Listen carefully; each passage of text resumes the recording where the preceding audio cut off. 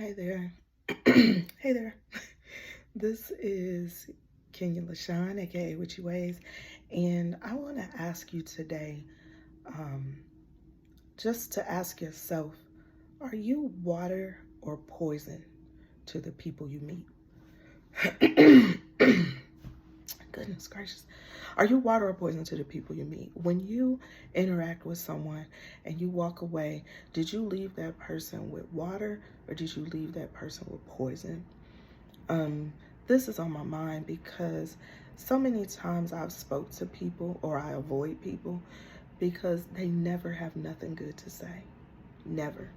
It could be the best thing in the world. You can say, girl, you know, I just had $1 million. And they'll be like, yeah, man, too bad they gonna take it all in taxes. Like, I just got a brand new car. Man, insurance is so high. Like, my kid just graduated. Oh, the world is horrible. Like, what is your message? Why do you do that? What is it? What is it that's going on in you that refuses to see the glasses half full?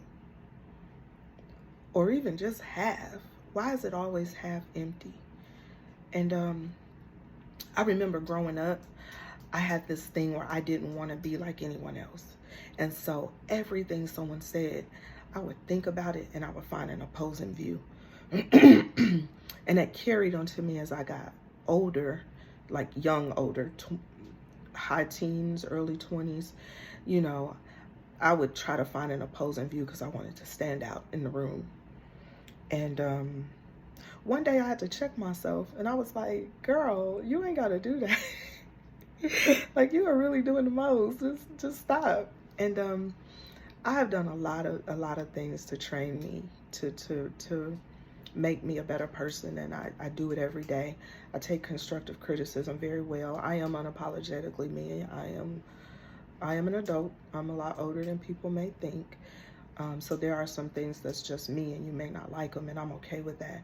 But there's some things about me that I had to work on and that I continue to work on.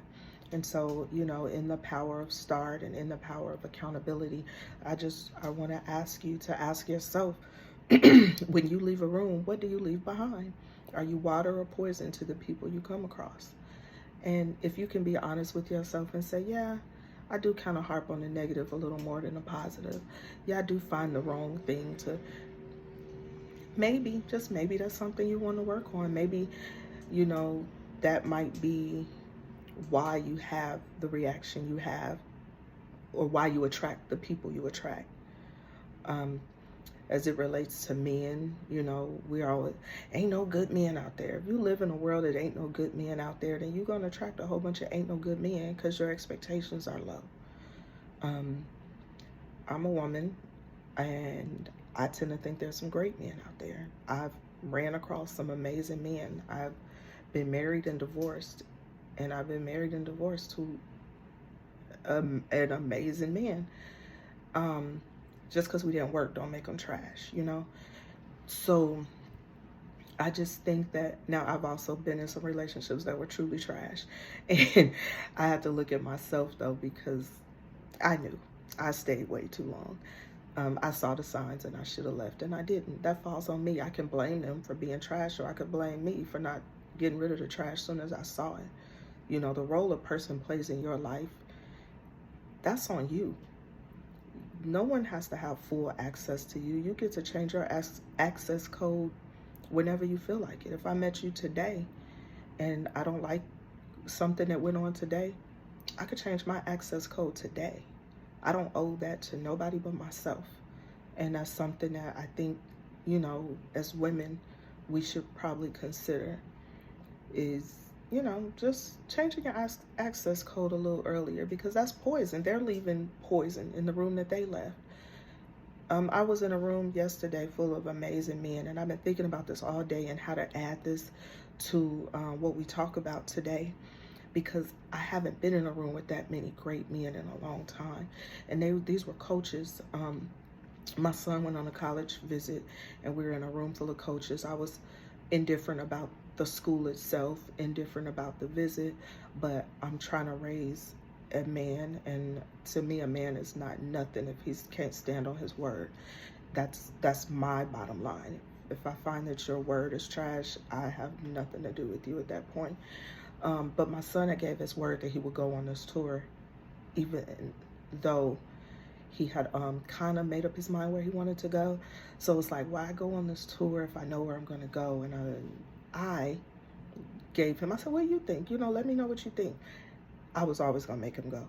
But he came back and said that he needs to go because he said he would. And that was the right answer. And I was really proud of him for that. We go into this room, we did the tour, we walked the campus, all of that. But at the end, we went into a room full of all the coaches. And this was the most phenomenal group of men I have seen in a long time. And the entire time, they didn't talk about the scholarship. They didn't talk about football. They didn't talk about, oh, why we need your son and why he's so excellent. But what they did talk about is how to make men men. A lot of our boys are being raised by women, and I know a lot of women feel like we don't need no man to raise a child. I don't believe that. I believe you need a man to teach a man. I don't think you need to be married to him. I don't think you need to be in a bad relationship. That's not what I'm saying. But get your son a mentor. Get him some man in front of him that can teach him the things that we just can't. I know the I am every woman, women won't like it, but I don't claim to be the I am every woman, women. I can do a lot of things on my own. I don't want to do a lot of things on my own. So some of y'all may not need it, but I'm going to need a guy to come around here and fix these cars and change these oils. And I'm happier that way. If I have a flat, I am much happier to have a man come put air in the tire than me to have to do it. That's just me. We can move past that. But it reminded me that great male representation is so underrated right now. In this world of social media, all we see are, you know, these men with a lot to say, a lot of mouthy men. Now, I've had some podcasts with some men that was really on point, but I also see they're kind of overshadowed by the drama. We live in a world that we respond to drama. Positivity, it's like, oh, okay, whatever. But drama is like, girl, did you hear about this? So I just want to say that I honestly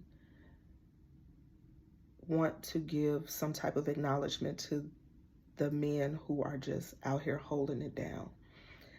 One of the men said he would shovel shit before he let his family go without. And that's underrepresented now. Now we have the guys who, oh, I'm not doing that, or I'm not working at McDonald's, or, you know, we have the PlayStation era. They sitting at home playing video games because they depressed and sad. And those aren't the men I grew up with. My dad worked every single day. My mother never had to work. We didn't have everything in the world, but my dad was a vision of a man. He raised all his children. He raised us. We wasn't wondering where we would stay. We never was at daycare and babysitters. He made sure that my mom was able to be home and raise the children. And all of us don't have that luxury, but it's just a shout out to the great men. Shout out to my dad, Daddy Mac, Carl Mitchell, and just what he has put into all of us, the women as far as our expectations, and the boys as far as what to give. And I wanted to be sure I touched on that. I also wanted to talk about Black History Month. Yesterday was the first day of Black History Month. Happy day 2 of Black History Month, people. I know we've heard a lot about Trump and what he's trying to do. So I said that I wouldn't say his name. I know we've heard a lot about our current administration and what they're trying to do as it relates to Black History Month or any of the days that's kind of set out to pay homage to minorities. Cinco de Mayo, Black History Month, Martin Luther King Day, even Juneteenth, the things that he is attempting to do. It goes back to me talking about yesterday about voting for your state, your local representatives. Just because something is passed federally does not mean that that becomes the law in your state. We can choose to, we can adapt that, but you don't have to. We can still say, this state, the state of Georgia, still acknowledges Black History Month. You can do that.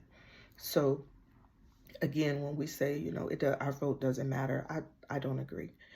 And ask yourself, while we're in an uproar about it, there's two things, and I hope I don't forget my points, but while we're in an uproar about Black History Month, I want to ask, what do you do in Black History Month? What do you pour into your children during this month? What do you pour into your community during this month? We have this month afforded to us, and I know we say every day should be Black History Month, as it should, but it's like every day you can celebrate, but we still celebrate our birthday a little bit harder sometimes. Every day should be or could be a day to celebrate, but I'm speaking of this month because this is a real thing. Don't complain about something when you do nothing. You pour nothing into that something. Don't complain about them taking Martin Luther King Day away when we can go speak to our children and our children don't know anything about Martin Luther King's legacy other than what they taught in school, and them trying to diminish his character with the rumors. And, you know, none of us was there. We don't know. But, you know, with the rumors and all of that. If a person has done something great, especially in our community, I wish we would just focus on the great. We don't have to be the ones to air out our dirty laundry. So that was a sidebar. As far as Black History Month, though, I'm saying make noise. Make some noise. Go to your state representative if this is something that's affecting where you are. Go to your state representatives and say, you know, oh no, I think I just lost what I wanted to show y'all. Go to your state representatives and just say, like, we're not having this. Make some noise. Don't be afraid to make some noise.